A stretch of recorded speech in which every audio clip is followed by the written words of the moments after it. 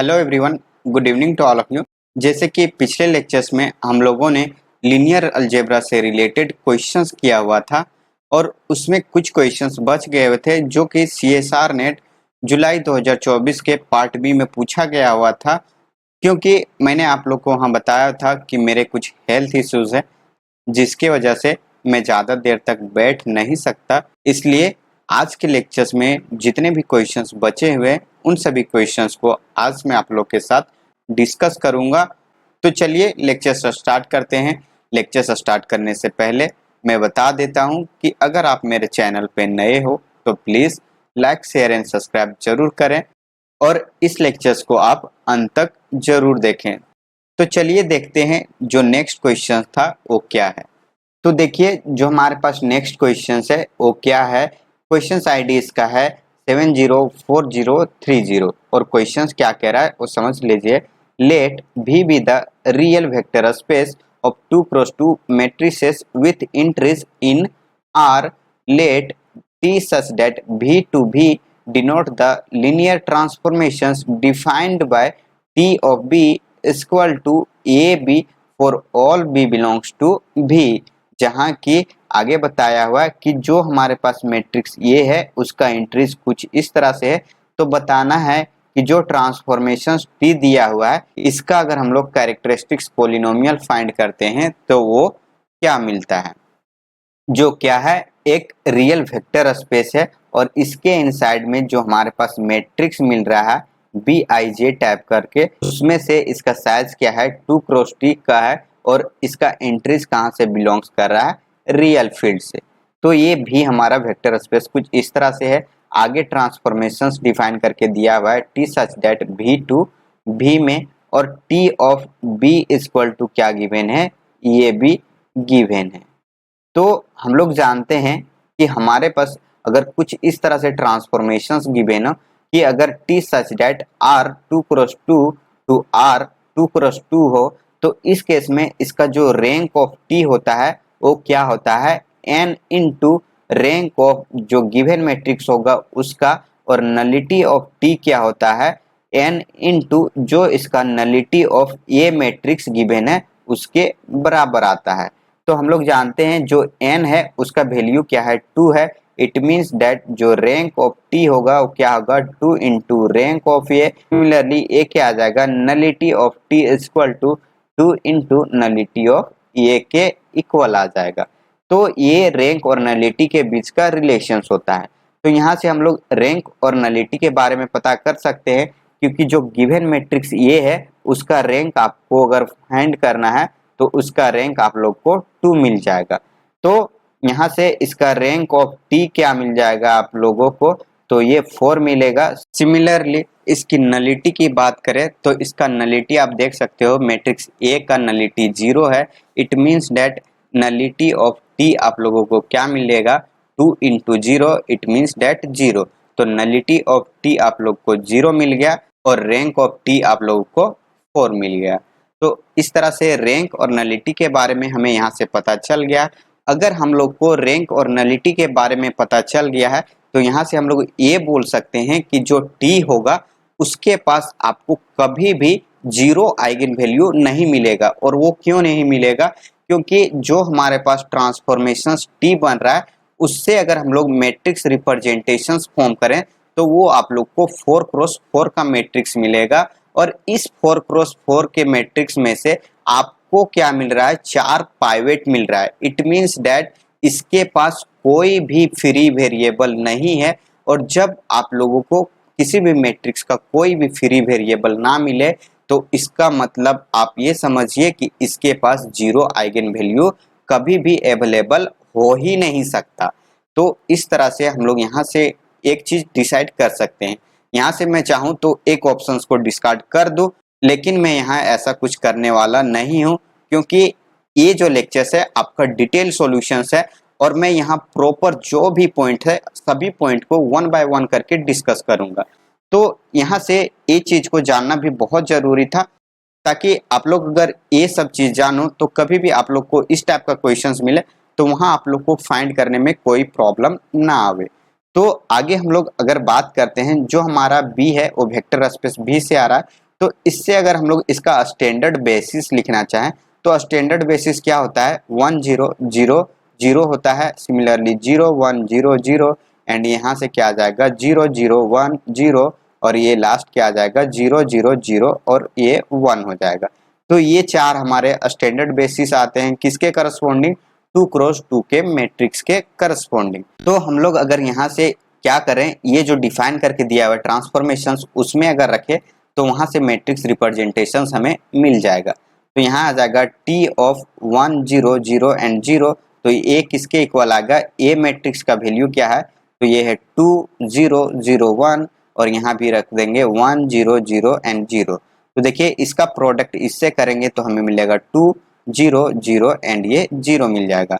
Similarly हम लोग अगर इस बेसिस के करस्पॉन्डिंग निकालें वेक्टर तो क्या मिलेगा, ये हो जाएगा 0 1 0 0 0 और यहाँ से आ जाएगा 2 0 0 1 और ये क्या आ जाएगा 0 1 0 0 एंड 0।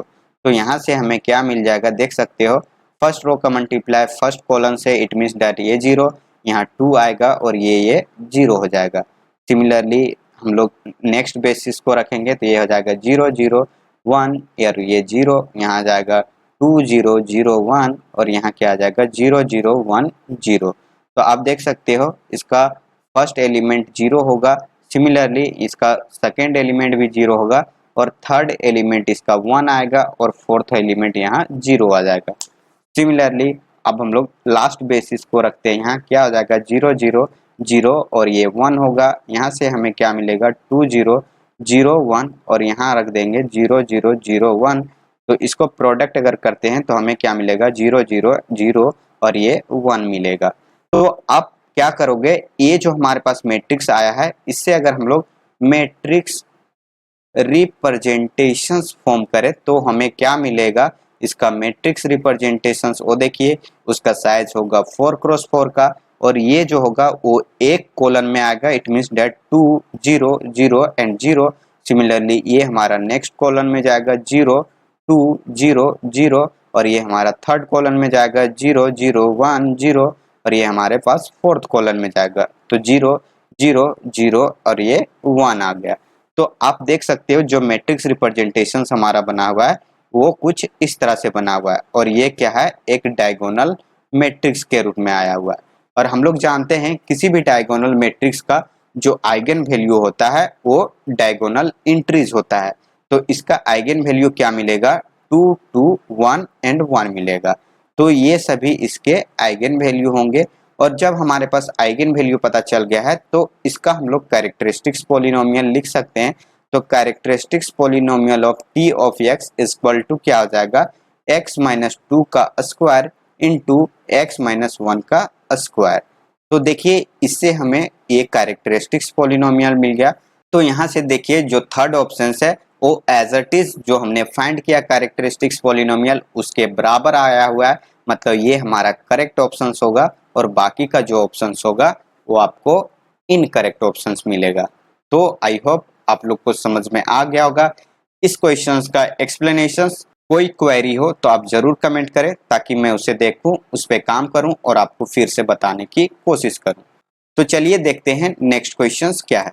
तो देखिए नेक्स्ट क्वेश्चन हमारे पास कुछ इस तरह से है, क्वेश्चन क्या गिवन है उसे समझ लीजिए। लेट ए इक्वल टू एक मैट्रिक्स है 4 क्रॉस 4 की जिसके इनसाइड में एंट्रीज कुछ इस तरह से है।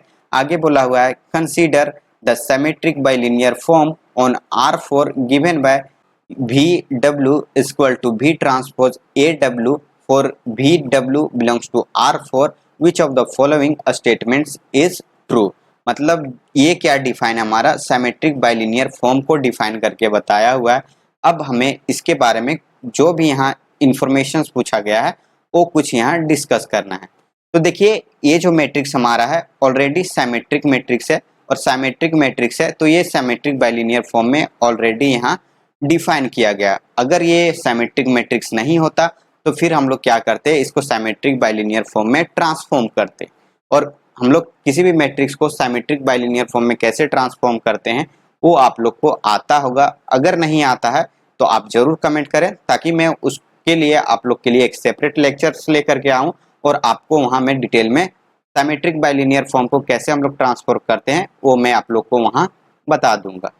तो देखिए जो मैट्रिक्स हमारे पास गिवन है वो क्या है, ये हमारे पास 4x4 साइज का मैट्रिक्स है जिसके इनसाइड में एंट्रीज क्या है 0 1 0 0, यहाँ जाएगा 1 0 0 0 और ये हो जाएगा 0 0 1 1 और ये भी क्या हो जाएगा लास्ट रो में 0 0 1 एंड ये 1 हो जाएगा। तो आप लोग यहाँ से देख सकते हो अगर इस मैट्रिक्स का अगर हम लोग आइगन वैल्यू फाइंड करना चाहें तो देखिए यहाँ हमारे पास दो ब्लॉक्स मिल रहा है वो भी डायगोनल ब्लॉक्स। तो इसका आइगन वैल्यू हमारे पास क्या मिल जाएगा, यहाँ से हम लोग a माइनस लेमडा आई करेंगे तो क्या मिलेगा माइनस लेमडा 1 1 और यहाँ क्या आ जाएगा माइनस लेमडा और इस ब्लॉक से क्या आ जाएगा 1 माइनस लेमडा 1 1 और ये क्या हो जाएगा 1 माइनस लेमडा। तो देखिए ये जो हमारे पास ब्लॉक है इसका आइगन वैल्यू क्या बताएगा, ये टोटल जो हमारे पास मैट्रिक्स है उसके आइगन वैल्यू के इक्वल दे देगा। तो यहाँ से आ जाएगा लेमडा स्क्वायर माइनस 1 इंटू क्या आ जाएगा 1 माइनस लेमडा का स्क्वायर माइनस का 1। तो आप देखिए यहाँ से हमारे पास दो आइगन वैल्यू मिलेंगे, lambda equal two plus minus 1 और यहाँ से हमें दो आइगन वैल्यू मिलेगा, क्या मिलेगा ये हो जाएगा 1 माइनस 2 लेमडा और ये प्लस लेमडा स्क्वायर माइनस का 1। तो देखिए 1 से 1 यहाँ कैंसल, यहाँ से क्या मिलेगा लेमडा को कॉमन लेंगे तो लेमडा माइनस 2 बचेगा। तो देखिए जो हमारे पास टोटल आइगन वैल्यू मिलेंगे 4 मिलेंगे और वो क्या क्या है, ये मिलेगा माइनस 1 0 1 और ये 2 मिलेगा। तो ये चार हमारे पास आइगन वैल्यू मिल गए। अब क्या है ऑप्शंस में और पूछा क्या है वो देख लीजिए। फर्स्ट ऑप्शन हमारे पास ये है कि ए इज इन्वर्टेबल, लेकिन आप यहाँ से देख सकते हो किसी भी मैट्रिक्स के पास अगर वो जीरो आइगन वैल्यू को रखता है इट मीन्स दैट वो मैट्रिक्स आपको कभी भी इन्वर्टेबल नहीं मिलेगा। इन्वर्टेबल होने का मतलब है कि उसका डिटर्मिनेंट कभी भी जीरो ना आवे। लेकिन आप देख सकते हो जो यहाँ third row and fourth row है आपस में लिनियरली डिपेंडेंट है और किसी भी मैट्रिक्स का दो रो अगर लिनियरली डिपेंडेंट हो जाए तो इसका मतलब है कि वो मैट्रिक्स क्या है, एक सिंगुलर मैट्रिक्स है और सिंगुलर मैट्रिक्स कभी भी इन्वर्टेबल मैट्रिक्स नहीं होता है। तो इस तरह से हमारा फर्स्ट ऑप्शन इनकरेक्ट हो गया। सिमिलरली आप फोर्थ ऑप्शन को देखिए, फोर्थ ऑप्शन क्या कह रहा है, every eigen value of A square is positive. But अगर हम लोग ए स्क्वायर करते हैं तो इसका आइगन वैल्यू क्या मिलेगा 1 0 एंड ये क्या हो जाएगा 1 और 4 मिलेगा। मतलब आप देख सकते हो यहाँ भी हमें एक जीरो आइगन वैल्यू मिल रहा है और किसी भी मैट्रिक्स में जीरो आइगन वैल्यू मिल जाता है तो उसके पास हर आइगन वैल्यू पॉजिटिव नहीं हो सकता है, ये क्या कहलाएगा नॉन नेगेटिव आइगन वैल्यू कहलाएगा। तो इस तरह से ये भी ऑप्शन हमारा डिस्कार्ड हो गया। अब बच गया हमारे पास लास्ट दो ऑप्शंस। अब इन दोनों ऑप्शंस को हम लोग वेरीफाई कैसे करते हैं वो देख लीजिए। तो देखिए यहाँ से हमारे पास दो ऑप्शंस बच गए हैं, तो इन दोनों ऑप्शंस को हम लोग वेरीफाई कैसे करते हैं वो देख लीजिए। हमने ऑलरेडी पहले से ही तीन वेक्टर को कंसीडर कर दिया हुआ था जो क्या करेगा हमें ऑप्शन 3 को डिस्कार्ड करने के लिए मदद करेगा। जैसे कि अगर हम लोग u और v का इनर प्रोडक्ट को डिफाइन करें इसके थ्रू जो कि यहाँ से डिफाइन करके दिया हुआ है तो यहाँ से क्या मिलेगा u ट्रांसपोज a और यहाँ v मिलेगा। तो u का वैल्यू हमने क्या लेट किया हुआ था, तो ये क्या था 1 0 0 एंड ये 0 था। सिमिलरली जो मैट्रिक्स है वो हम लोग रख देंगे 0 1 0 0, यहाँ आ जाएगा 1 0 0 0 0 0 1 1 और यहाँ क्या आ जाएगा 0 0 1 और ये 1 आएगा। सिमिलरली जो v का वैल्यू था उसे भी हम लोग यहाँ रखेंगे तो क्या आएगा 0 1 और ये 0 हो जाएगा। तो इसका मल्टीप्लाई करके अब हम लोग देखते हैं कि क्या आता है। तो यहाँ आ जाएगा 1 0 0 एंड 0 और यहाँ से इसको मल्टीप्लाई करेंगे तो क्या आ जाएगा, तो आप देख सकते हो फर्स्ट रो को इस कॉलम से मल्टीप्लाई करेंगे तो 0, सेकेंड रो को इस कॉलम से मल्टीप्लाई करेंगे तो 0, थर्ड रो को इस कॉलम से मल्टीप्लाई करेंगे तो यहाँ 1 आएगा, फोर्थ रो को मल्टीप्लाई करेंगे तो हमें क्या मिलेगा, यहाँ भी हमें 1 मिलेगा। तो अब नेक्स्ट में आप देख सकते हो अगर इसका प्रोडक्ट हम लोग करते हैं तो क्या मिलता है, यहाँ से हमें मिल जाएगा 0 और फिर ये 0, ये भी 0 और ये 0। तो कम्प्लीटली हमें क्या मिल रहा है, जो UV का इनर प्रोडक्ट है वो क्या मिल जा रहा है 0 मिल जा रहा है। अब सिमिलरली हम लोग इसके लिए भी चेक करते हैं U और W के लिए कि क्या मिलता है। तो जब हम लोग U और W का चेक करेंगे तो यहाँ से क्या मिलेगा, ये हो जाएगा u ट्रांसपोज ये और w आएगा, तो u ट्रांसपोज का वैल्यू क्या हो जाएगा 1 0 0 और ये 0। सिमिलरली मैट्रिक्स को रख देंगे तो मैट्रिक्स क्या है 0 1 0 0 और यहाँ क्या आ जाएगा 1 0 0 0 और यहाँ क्या आएगा 0 0 1 1 0 0 1 एंड ये 1 आएगा। अब जो w है उस वेक्टर को यहाँ रख देंगे तो क्या आएगा 0 0 1 और ये 1 आएगा। तो आप देख सकते हो यहाँ क्या आ जाएगा 1 0 0 एंड ये 0। इसका मल्टीप्लिकेशन इसके साथ करें तो ये हमें 0 देगा। सिमिलरली ये भी 0, सिमिलरली इसको मल्टीप्लाई करेंगे तो 2 और ये 2 दे रहा है। तो देख सकते हो यहाँ से क्या मिल रहा है, इसका प्रोडक्ट इसके साथ करें तो ये भी कंप्लीटली 0 दे रहा है। तो देखिए यहाँ हमारे पास क्या है कि ए क्या दे रहा है, दोनों आपस में इक्वल आ रहा है, मतलब u और v का इनर प्रोडक्ट किसके इक्वल आ रहा है, u और w के इनर प्रोडक्ट के इक्वल आ रहा है। लेकिन आगे क्या बोला हुआ था, ये दोनों नॉन इक्वल होंगे कब, जो हर non zero vector u v w के लिए और जहां v जो होगा वो w के इक्वल नहीं होगा। तो आप देख सकते हो कि जो v है वो w के इक्वल नहीं भी है और साथ में तीनों के तीनों नॉन जीरो है, फिर भी वो क्या दे रहे हैं, इक्वल दे रहे हैं, नॉट इक्वल नहीं है। तो इस तरह से ये ऑप्शंस भी हमारा क्या हो गया, डिस्कार्ड हो गया। तो मैंने यहाँ आप लोग को 3 ऑप्शंस डिस्कार्ड करके बता दिया हुआ है, तो जो बचा हुआ ऑप्शंस है वो क्या होगा, करेक्ट है। तो यहाँ एग्जिस्टेंस की बात किया हुआ है, तो हम लोग कोई भी 2 वेक्टर लेते हैं और इसे प्रूव कर देंगे। प्रूव कैसे करेंगे वो देख लीजिए। जो हमारे पास भी वेक्टर है, मान लेते हैं कि जो हमने यहाँ u वेक्टर माना हुआ है, u इक्वल टू क्या था 1 0 0 और ये 0 था, इसे हम लोग u ना मान करके इसे v मान लेते हैं। अब जो हमारे पास v वेक्टर था उसे हम लोग क्या कर लेते हैं, w वेक्टर लेट कर लेते हैं। तो क्या आ जाएगा 0 0 1 और ये 0। अब इन दोनों वेक्टर का अगर यूज कर दें तो इसका इनर प्रोडक्ट क्या दे देगा, वो इनर प्रोडक्ट v और w का क्या आ जाएगा, 0 आ जाएगा। और यही तो बोला हुआ था कि यहाँ एक ऐसा vector non zero vector exist कर जाएगा जो क्या दे देगा, जो सिमेट्रिक बाइलिनियर फॉर्म यहाँ डिफाइन है वो उसको 0 कर देगा। तो इस एग्जांपल के थ्रू हम लोग इसको वेरीफाई करके दिखा सकते हैं कि हमारे पास एक ऐसा नॉन जीरो वेक्टर मिल जाता है जो सिमेट्रिक बाइलिनियर फॉर्म को 0 कर देता है। तो इस तरह से इस क्वेश्चन का जो करेक्ट आंसर है वो सेकेंड ऑप्शन है और बाकी का जो ऑप्शन है आप लोग को फॉल्स ऑप्शंस मिलेगा। तो आई होप इस क्वेश्चंस का एक्सप्लेनेशंस भी आप लोग को समझ में आ गया होगा। अब देखिए कि नेक्स्ट क्वेश्चंस क्या है। तो देखिए नेक्स्ट क्वेश्चंस हमारे पास कुछ इस तरह से है, क्या है, क्वाड्रेटिक फॉर्म से रिलेटेड क्वेश्चंस है। यहाँ डिफाइन है, for a quadratic form f of xyz belongs to r of xyz, we say that abc belongs to r3 is a 0 of f if f of a b c is equal to 0, which of the following quadratic form has at least one zero different from 0 0। मतलब ये है कि जो यहाँ quadratic form है वो क्या रखेगा, 0 सॉल्यूशंस रखेगा, लेकिन वो जो 0 सॉल्यूशंस रखेगा वो क्या होगा, a 0 0 के डिफरेंट वाला होगा। मतलब यहाँ जो a b और c का वैल्यू आ रहा है वो तीनों के तीनों 0 नहीं होना चाहिए और वो क्या कर ले, इस कंडीशंस को सेटिस्फाई कर ले। तो हम लोग चेक करते हैं, चलिए 1 बाय 1 करके सभी क्वाड्रेटिक फॉर्म को। तो क्वाड्रेटिक फॉर्म यहाँ जो डिफाइन होगा, हमारे पास 3 क्रॉस 3 का मैट्रिक्स बनेगा। यहाँ वेक्टर एक्स वाई जेड, यहाँ भी एक्स वाई जेड, क्योंकि हम लोग जानते हैं क्वाड्रेटिक फॉर्म में जो वेक्टर होता है वो एक ही गिवन होता है, कुछ इसी तरह से, मतलब सेम वेक्टर्स होते हैं।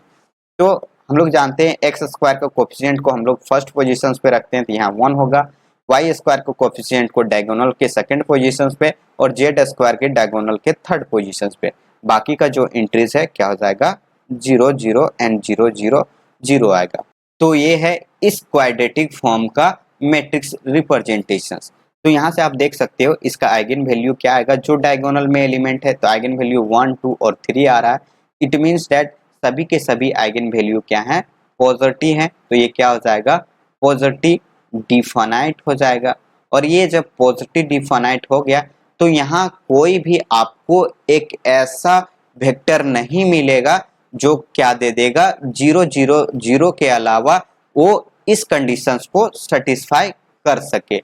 इसको सेटिस्फाई करने के लिए सिर्फ आपके पास एक ही वेक्टर होगा, 0 0 एंड 0। इसके अलावा दुनिया में कोई भी एक ऐसा वेक्टर नहीं लेके आ सकते हो रियल फील्ड से जो इसे सेटिस्फाई कर दे। तो इस तरह से हमारा फर्स्ट ऑप्शन क्या हो जाएगा, डिस्कार्ड हो जाएगा, क्योंकि हमें क्या चाहिए था, जीरो वेक्टर के अलावा वेक्टर चाहिए था।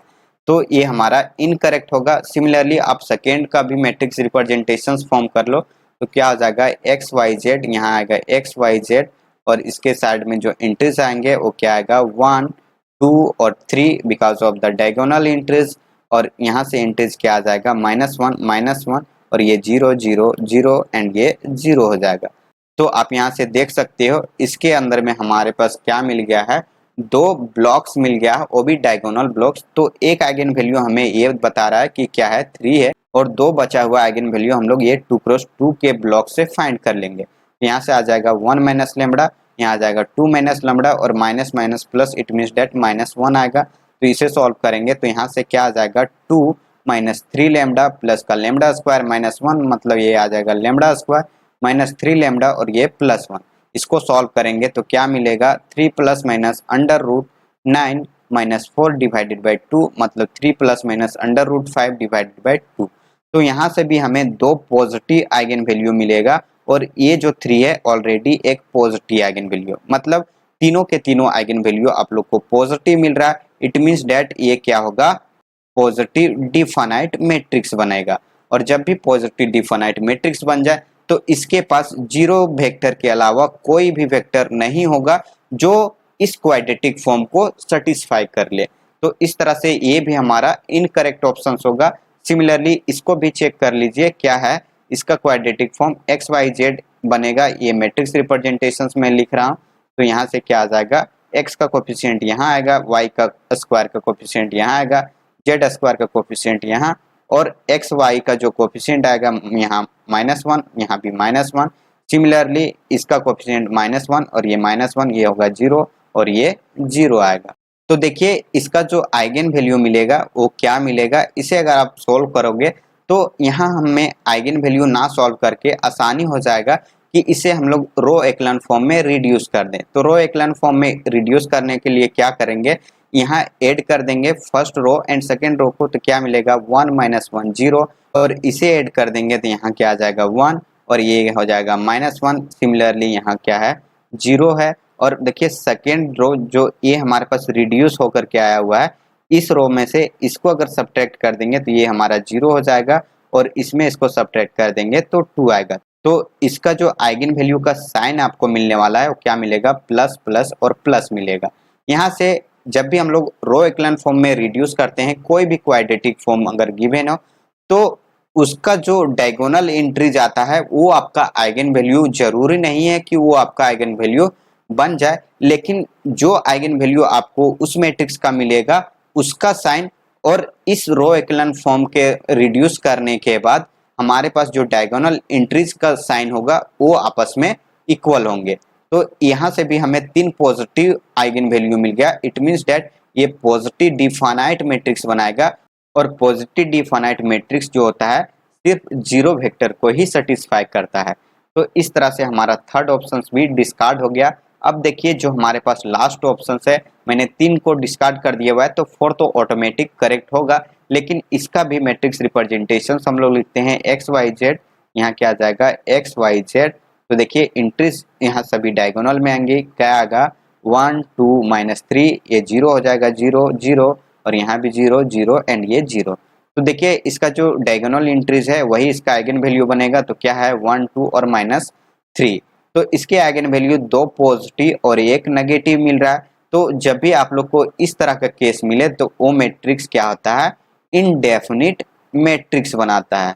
और इनडेफिनिट फॉर्म अगर आप लोग के पास आ जाए तो इस टाइप के मैट्रिक्स के पास आपके पास एक ऐसा वेक्टर एग्जिस्ट कर जाएगा जो जीरो वेक्टर के अलावा भी आप लोग को वेक्टर एक मिल जाएगा जो इस क्वाड्रेटिक फॉर्म को सेटिस्फाई कर जाएगा।